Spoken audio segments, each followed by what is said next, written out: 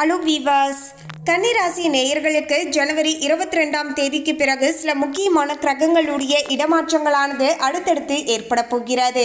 இதன் விளைவாக எதிர்பார்க்காத சில திருப்பங்களை அடுத்து வரக்கூடிய 20 நாட்களில் சந்திக்க போறாங்க. தை பிறந்தால் வழி பிறக்கும் என்று சொல்வதற்கு ஏற்ப கன்னிராசி நேயர்களுக்கு இந்த தை மாதத்துடைய கடைசி 20 நாட்களில் எதிர்பார்க்காத சில கிரகங்களுடைய இடமாற்றங்களானது இனியாவது இவங்களுடைய வாழ்க்கையில முன்னேற்றகரமான சூழ்நிலையை உருவாக்கி தரக்கூடுமா என்பது குறித்து தான் நம்ம தெளிவாக தெரிந்து கொள்ள போகிறோம்.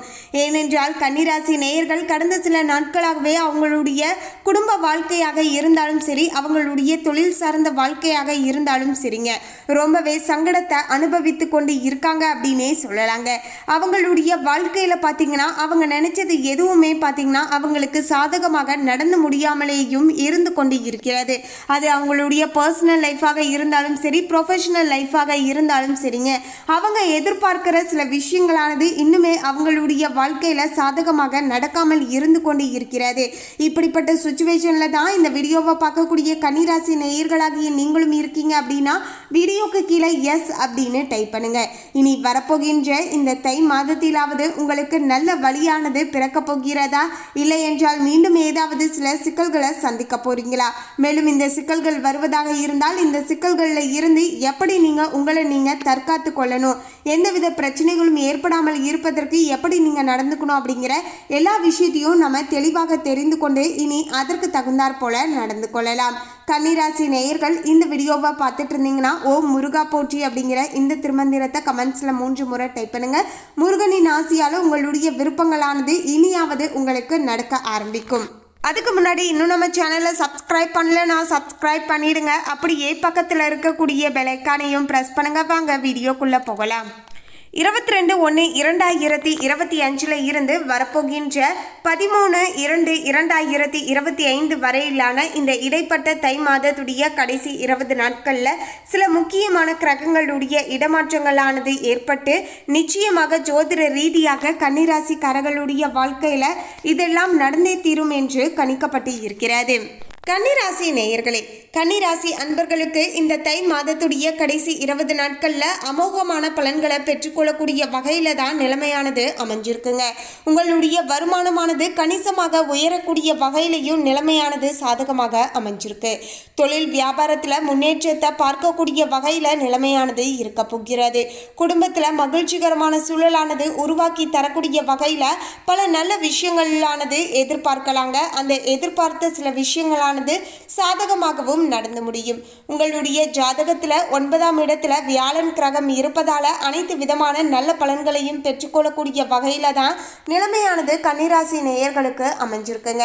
9ஆம் இடத்துல இருந்து கொண்டு 3ஆம் இடத்தை வியாழன் கிரகம் வீற்றி இருக்காரு. சோ குரு பார்க்கின்ற இடத்துல வலிமையை சேர்ப்பார் என்பதால உங்களுடைய புத்திசாலித்தனம், கடுமையான உழைப்பு, நியாய தர்மத்தை கையில் வைத்து கொண்டு ஓடுகின்ற ஓட்டம் என்று எல்லாமே பாத்தீங்கன்னா உங்களுக்கு பாத்தீங்கன்னா புதிய உத்வேகத்தை ஏற்படுத்தி தரக்கூடிய வகையில் பார்த்தீங்கன்னா கன்னிராசி நேயர்களுக்கு நிலைமையானது அமைஞ்சிருக்கு அப்படின்னே சொல்லலாங்க. நீங்கள் எது செய்வதாக இருந்தாலும் நியாயமாகவும் நேர்மையுடனும் செய்யக்கூடியவர்களாக இருப்பீர்கள். அந்த நேர்மைக்கும் நியாயத்துக்கும் ஏற்ப பார்த்தீங்கன்னா உங்களுக்கு நல்ல நிதி ரீதியான ஆதாயத்தை பெற்றுக்கொள்ளக்கூடிய வகையில் தான் கன்னிராசி நேயர்களுக்கு தொழில் ரீதியாக தற்போது நல்ல மாற்றங்களானது ஏற்படக்கூடிய வகையிலையும் தற்போது நிலைமையானது சாதகமாக அமைஞ்சிருக்குங்க. ரொம்ப நாட்களுக்கு பிறகு நீங்கள் செய்யக்கூடிய சின்ன முயற்சிகளுக்குமே பார்த்தீங்கன்னா பெரிதளவில் நிதி ரீதியான ஆதாயத்தை பெற்றுக்கொள்ளக்கூடிய வாய்ப்பானது கிடைச்சிருக்குங்க. ஸோ இந்த ஒரு அருமையான நேர காலத்தை கன்னிராசி நேயர்கள் மிஸ் பண்ணிடாதீங்க. இனி வரப்போகின்ற இந்த ஜனவரி 22ஆம் தேதிக்கு பிறகு உங்களுடைய உழைப்பையும் சரிங்க, உங்களுடைய அனைத்து செயல்களிலுமே நீங்கள் ஈடுபடக்கூடிய அந்த உத்வேகத்தையும் சரிங்க தொடர்ந்து அதிகப்படுத்துங்க. அதற்கேற்ப நல்ல ஒரு மாற்றத்தை நீங்கள் பெற்றுக்கொள்ளக்கூடிய வகையில் நிலைமையானது ரொம்பவே சாதகமான முறையில் அமைஞ்சிருக்குங்க. ராசிநாதன் புதன் பகவான் 5ஆம் இடத்துல அமர்ந்து சஞ்சாரம் செய்து கொண்டு இருக்காரு. இதனால உங்களுடைய பொறுப்பை மீறி உங்களிடம் வேலையை எதிர்பார்ப்பார்கள். மேலும் பொறுப்புகள், வேலை பளு கொஞ்சம் ஜாஸ்தியாகவே இருக்குங்க. இருந்தாலுமே பார்த்தீங்கன்னா உங்களுக்கு வருமானமுமே கொஞ்சம் கூடுதலாக கிடைக்கக்கூடும். கவனமாக இருக்க வேண்டியதும் மிகவுமே பார்த்தீங்கன்னா அவசியமாக தான் இருக்குங்க. எந்த விஷயங்கள் ஆனாலுமே கோபப்படாமல் நிதானமாக இருப்பது நல்லதுங்க. இதனால தான் பயப்பட தேவையே கிடையாது. உங்களுடைய ராசியை குரு பார்ப்பதால நல்ல அனுகூலமான பலன்களும் ஒரு பக்கம் கிடைக்கக்கூடிய வகையில் அமைஞ்சிருக்குங்க.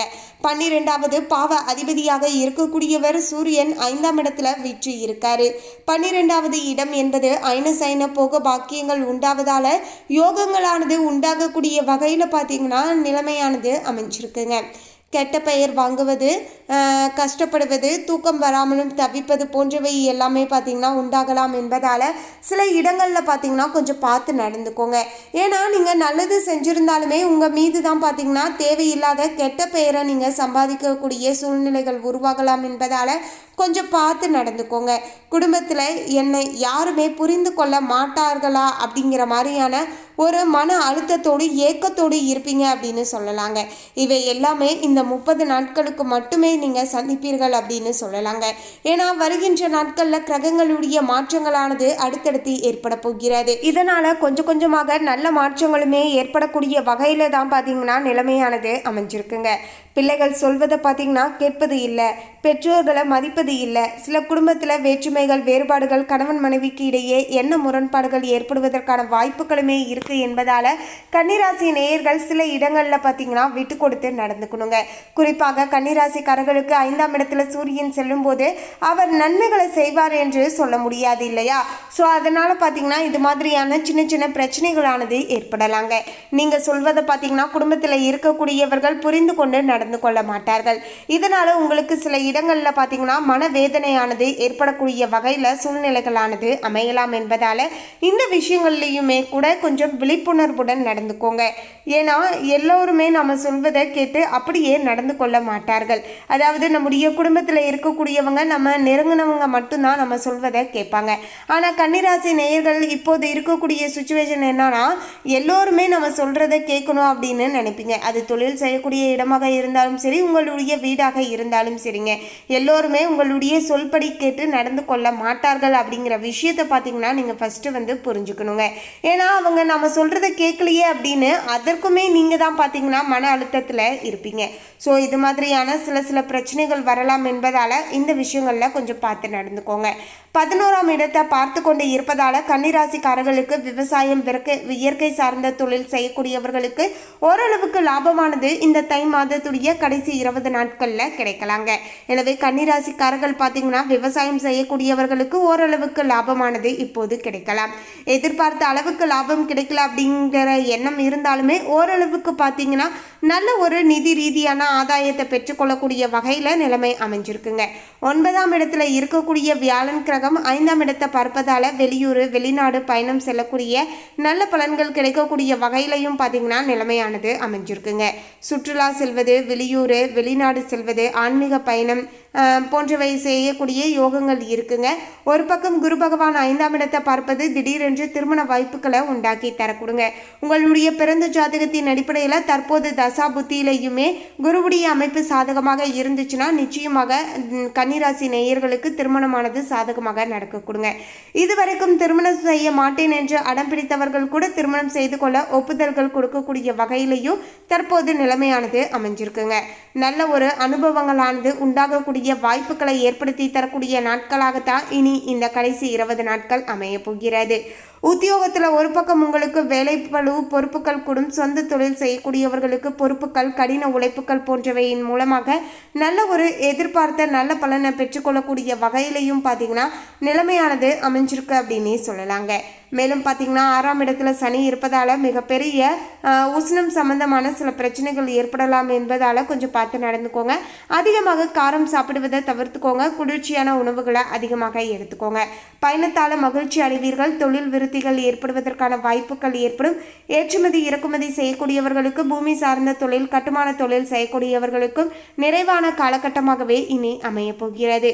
7ஆம் இடத்துல ராகு இருப்பதால் அந்நிய தேசத்தில் வாழ்பவர்களுக்கு கொண்டாட்டமான காலகட்டமாக இனி அமைய போகிறது. பக்கத்தில் இருக்கக்கூடிய ஜீவ சமாதியில் வழிபாடு செய்தால் உங்களுக்கு நற்பலன்களானது உண்டாகும். நல்லவை எவை, கெட்டவை எவை என்பதை கண்டுணர்ந்து செயல்படுவதற்கான ஆற்றலுமே உங்களுக்கு உண்டாகும் அப்படின்னு சொல்லலாங்க.